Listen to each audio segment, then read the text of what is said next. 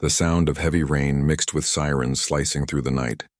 Red and blue lights flickered across the soaked streets of Atlanta, bouncing off a shattered windshield and the trembling hands of a young black man pressed against the hood.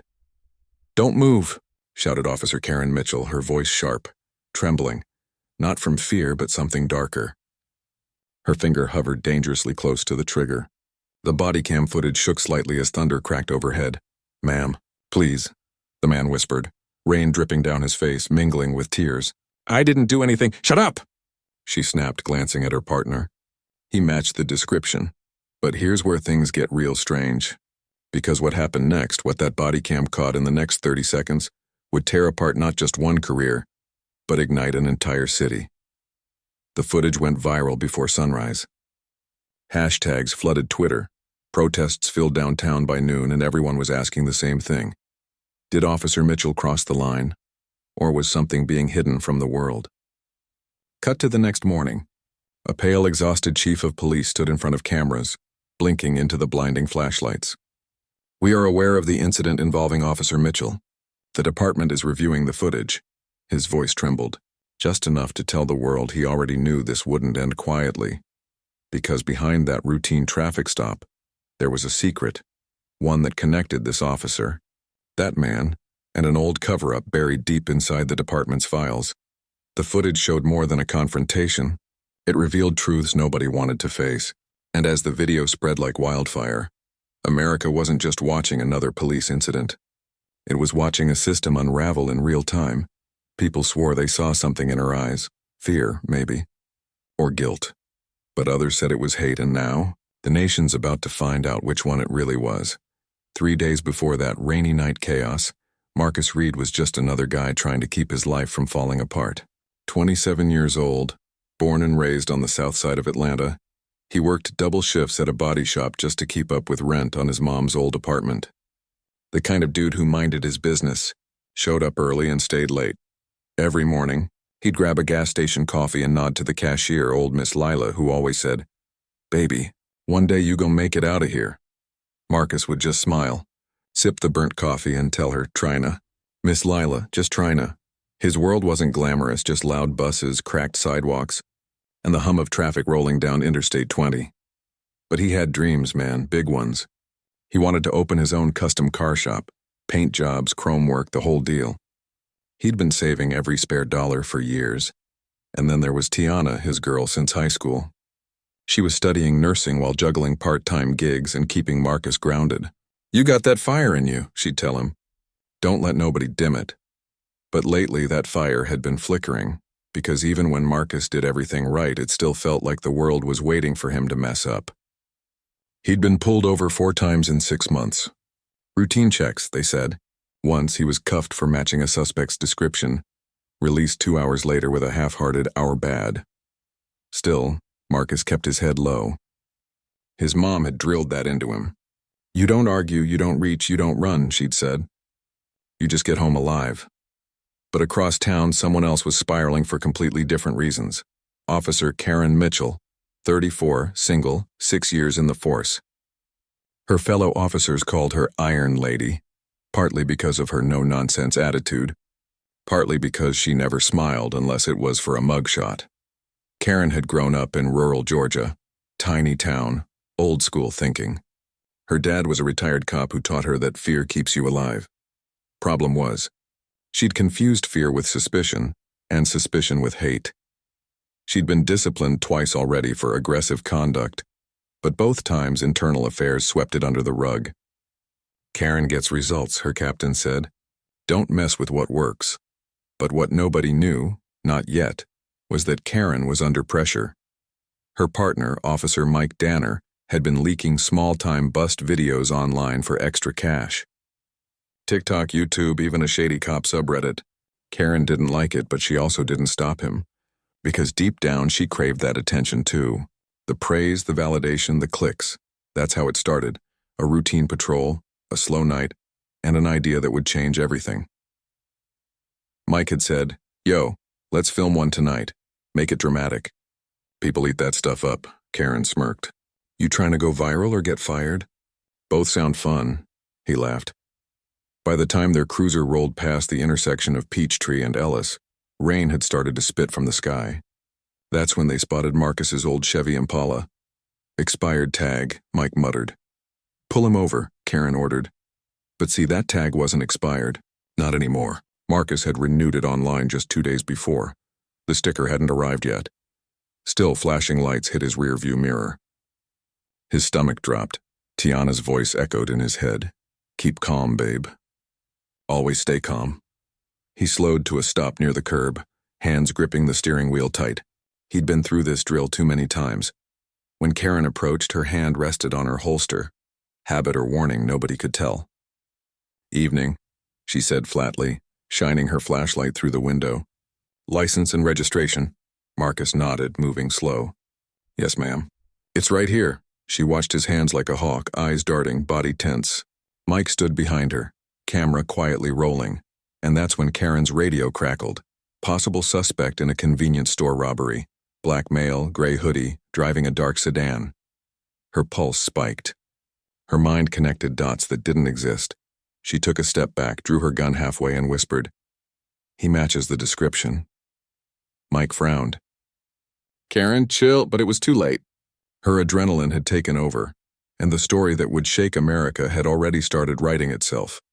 The next 3 minutes would decide everything: his life, her career, and the truth about a system that had been hiding behind the badge for way too long.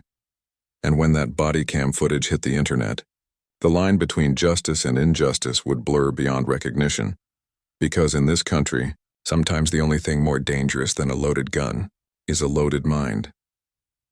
The next day, the city felt different, like the air itself was heavy. Word had already started to leak about the incident, but nobody had the full story yet. Just whispers. A short clip posted anonymously on Reddit showed the blurred outline of a cop's gun aimed at a black man in the rain. The caption read, "Atlanta PD strikes again." Marcus woke up in a hospital bed with a dull ache in his ribs and a fog in his head. The last thing he remembered was Karen's voice yelling, "Get on the ground," and the sudden slam of his body against cold concrete. He hadn't resisted. He hadn't even spoken. But somehow he was the one cuffed, bleeding and bruised. Tiana sat by his bedside, eyes red from crying. "They said you matched a robbery suspect," she muttered. "You were in the ER for 6 hours before they even told me you were here." Marcus groaned, staring at the ceiling. "Same story every time, huh? Matched the description." He laughed bitterly. "Guess my face just looks like a crime now." Across town, Karen sat in her patrol car outside the precinct, chain-smoking her third cigarette even though department policy banned it. Her hands shook slightly. She kept replaying the footage in her head, the way he looked at her, the fear in his eyes. For the first time, she wasn't sure if what she saw that night was a threat, or her own reflection. But Mike had already uploaded a snippet of the footage to a private Discord group full of cop content creators. His caption? "Routine stop gone wrong. Wait till you see this one." Within hours, someone ripped it, edited it, and posted it online with a different title. "White cop loses it on unarmed black man. Watch till the end." And that was all it took. The clip exploded across social media. By lunchtime, Justice for Marcus was trending on X. Local news stations aired the footage nonstop, cutting between the rainy street and heated debates on police accountability. Meanwhile, Marcus's mom, Miss Bernice, stood on her porch clutching a Bible, reporters swarming her front yard. "My baby's not no criminal," she said, voice trembling but strong. "He fixes cars, not steals them. You hear me? He fixes them." Her words spread faster than the department could spin a statement. Chief Dalton, trying to contain the chaos, called Karen into his office. "You're off duty till this blows over," he said, voice tight. She frowned. "So that's it? You're benching me?" "Karen," he sighed, rubbing his temples. "The mayor's breathing down my neck." "The video looks bad. Real bad." "Out of context," she snapped. He looked up sharply. "That may be true, but context doesn't trend, officer. Headlines do." She slammed her badge on his desk. "So you're just gonna feed me to the wolves?" But deep down, Karen knew she'd done something wrong. Not just that night, but long before. The kind of wrong that doesn't start with hate. It starts with habit. Back at the hospital, Marcus's lawyer, a young black woman named Amira Johnson, showed up. You're lucky that Bodycam was rolling, she told him. If that footage didn't exist, they'd have written a whole different story. Marcus frowned. You think they'll actually do something about it? Amira's lips tightened. Depends. If enough people stay loud, maybe. But if the noise dies down, she shrugged. They'll bury it like always. She wasn't exaggerating.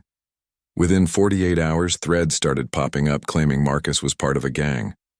Old Facebook photos, completely innocent, were twisted into proof that he'd been involved in crime.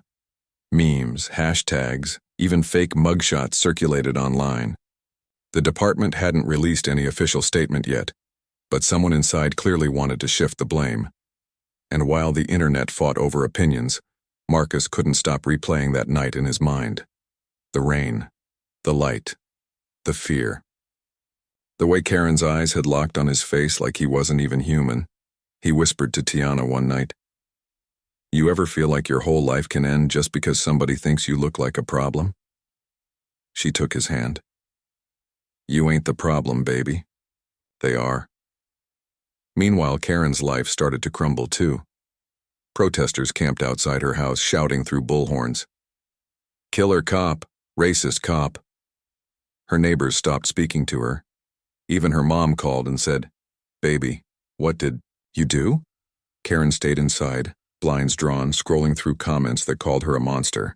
She told herself she wasn't racist, she was just doing her job.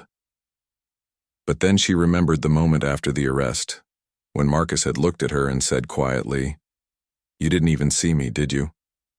And for the first time in her career, she didn't have an answer. Amira started digging deeper. She found 3 other complaints against Karen: excessive force, unlawful search, racial bias, all dismissed without follow-up. This ain't an accident, Amira muttered in her office, flipping through old case files. It's a pattern. Marcus's story wasn't unique, it was systemic. The same story told in 1,000 different cities, 1,000 different ways. She reached out to a journalist from an independent outlet, someone who'd been covering police reform for years. Together, they planned to drop a full exposé, with leaked internal memos, complaint reports, and the full unedited Bodycam footage. But that move would put targets on all their backs. One night, while Amira was heading home, a black SUV followed her for 6 blocks. No headlights, no plates. When she pulled into her driveway, it sped off. She texted Marcus, We're stirring the hornet's nest. Stay low. Marcus replied, Ain't been high in a while. Tension rippled through the city. Civil rights groups planned a march downtown. News anchors dissected every frame of the footage. Politicians used the case for talking points. And somewhere in the middle of it all, Marcus was just trying to breathe again, to feel safe enough to walk outside without looking over his shoulder. But safety wasn't guaranteed anymore, because someone from inside the department, had just leaked his address online. That night, his phone blew up with messages. Keep your mouth shut. Drop the case or else. Snitches get stitches. Tiana begged him to leave town. We can go stay with my cousin in Charlotte, just until things cool down. Marcus shook his head. If I run, they win. Nah, I'm staying right here. His voice was steady, but his hands shook as he locked the door.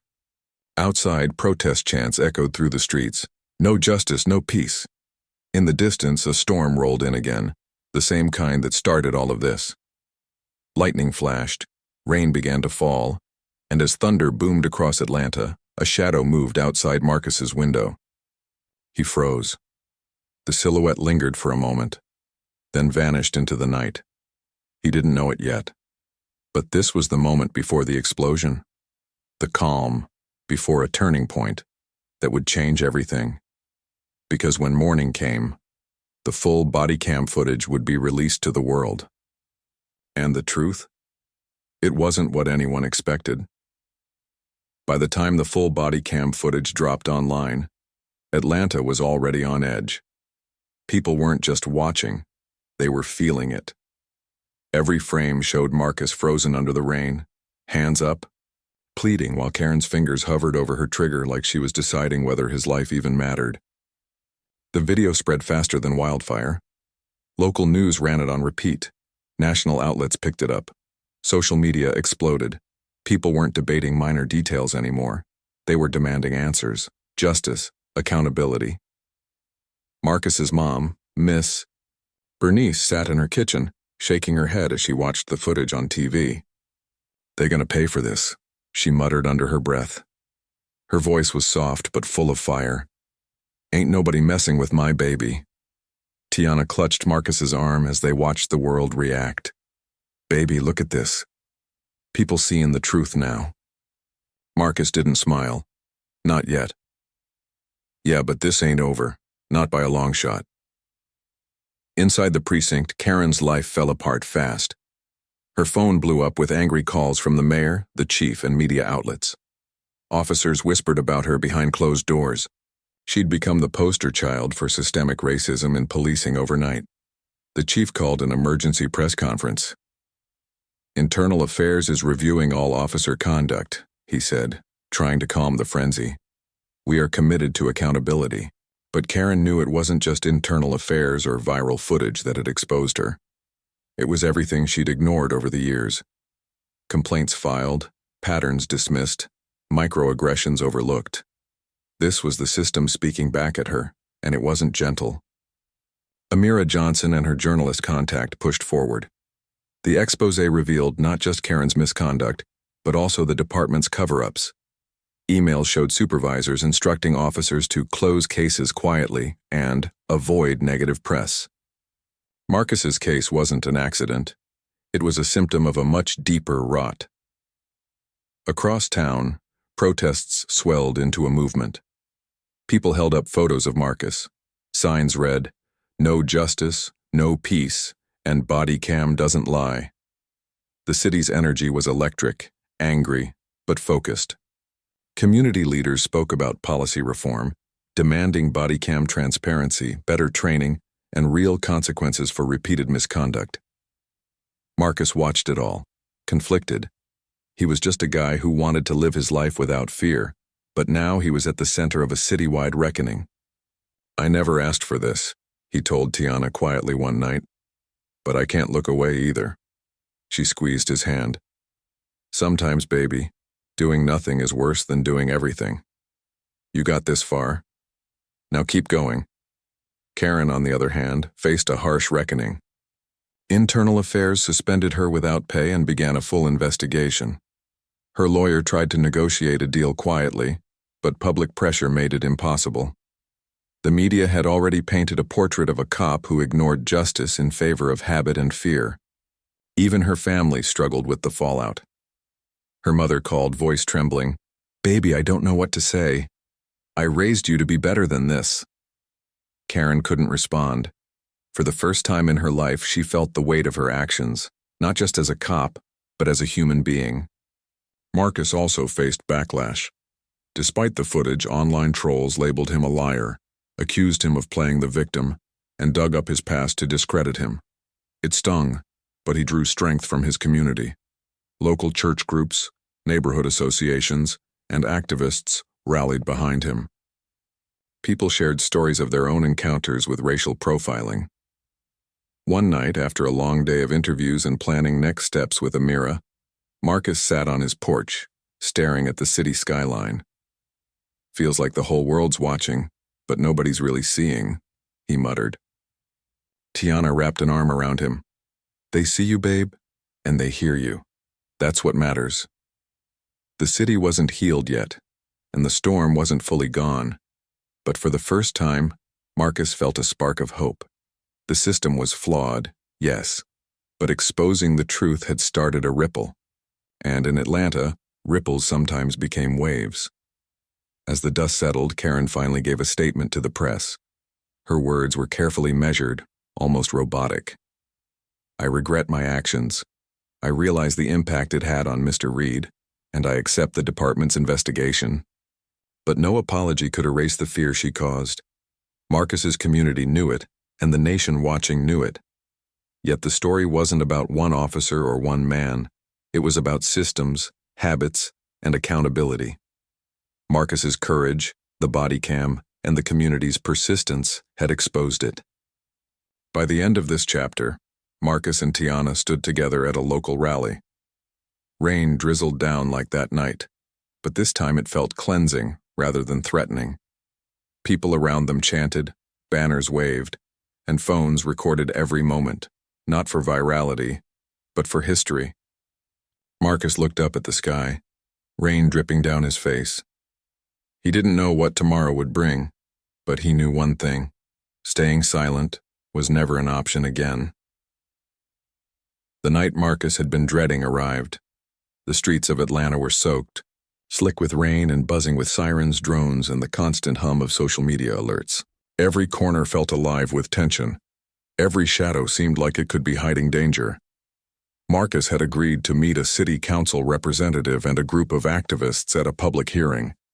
It was meant to be a platform to demand change, but the moment he stepped outside his apartment, he felt the weight of the city pressing down on him.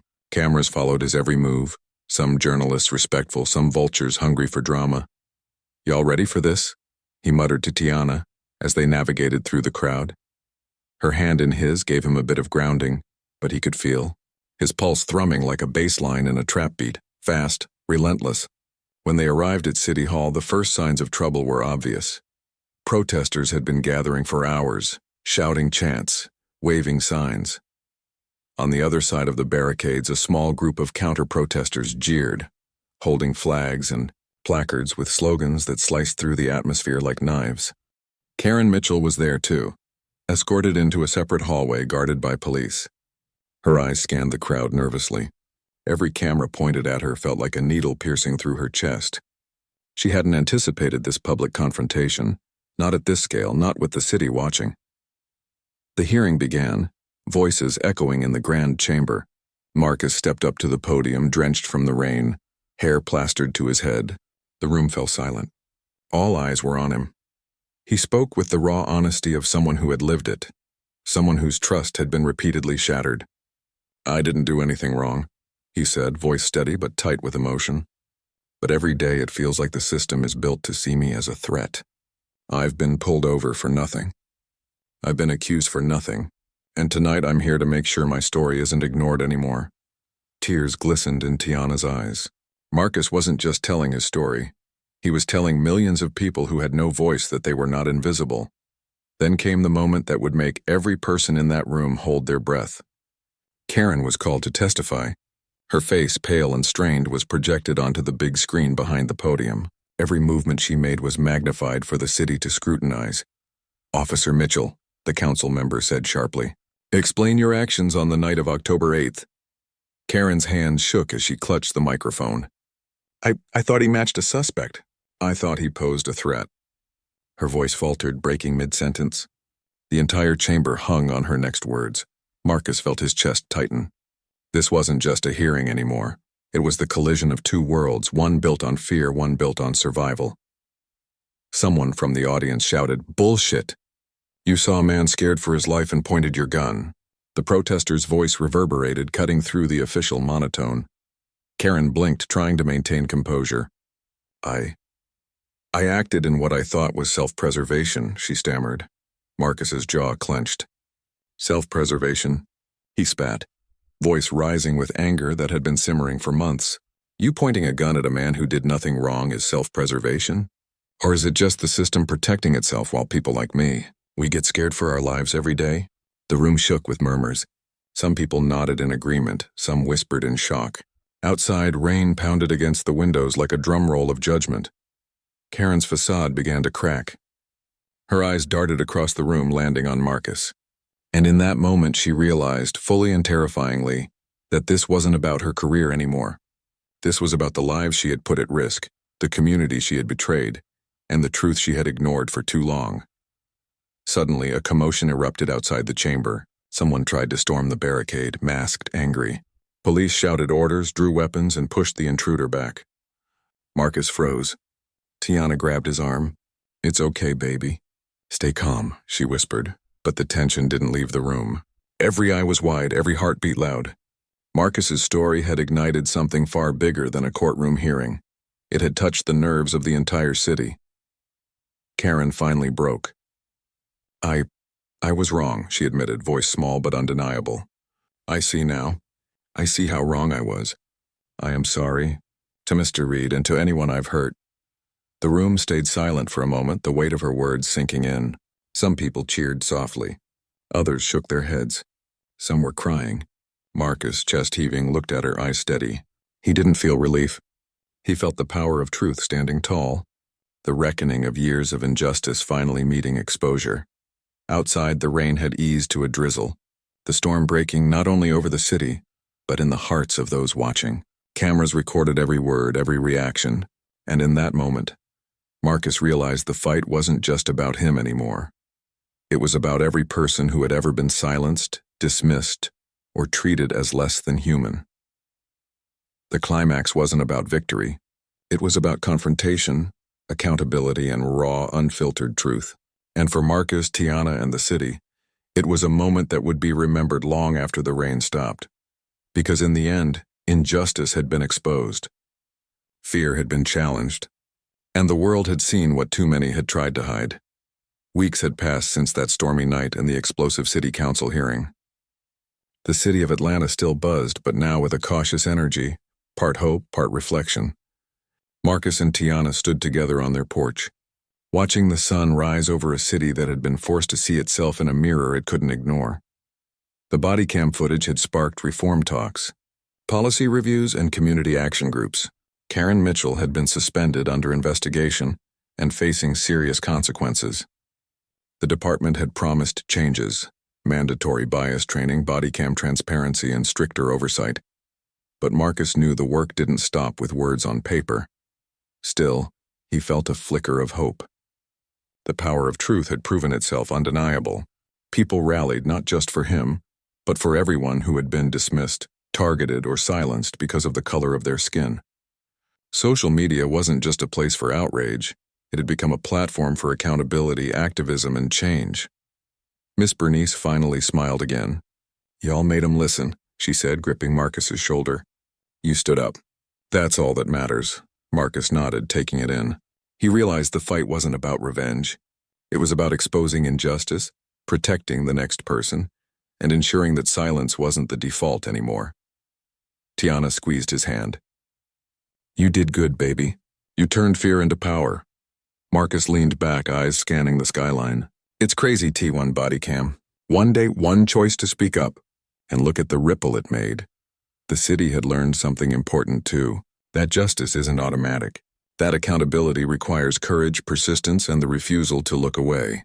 That systemic racism isn't just about one officer, one arrest. It's about habits, patterns, and structures that often go unnoticed until someone dares to shine a light. And shining a light had consequences. Karen's career might be over, her life forever altered, but that reckoning was necessary. Marcus's life had been interrupted, threatened, and tried, but he had survived. And in surviving, he had sparked conversation and change. The story ended not with a clean victory, but with a lasting lesson. Injustice thrives in silence, and courage grows in those willing to be heard. Marcus turned to Tiana, voice quiet but firm. "We can't stop here. This city, this country, it needs more people to step up, speak out, and hold the system accountable." Tiana nodded. "We're just getting started, babe. One step at a time." As the sun fully rose, bathing the city in gold, Marcus felt a sense of peace he hadn't known in months. The storm had passed, but the work continued. The fight against systemic racism was ongoing, a battle of awareness, education, and vigilance. The question that lingered in everyone's minds and that every viewer should carry was simple yet haunting. If this could happen to Marcus, how many others are living the same fear in silence? And what are you going to do about it? Change wasn't just a possibility, it was a responsibility. And in that responsibility, hope lived.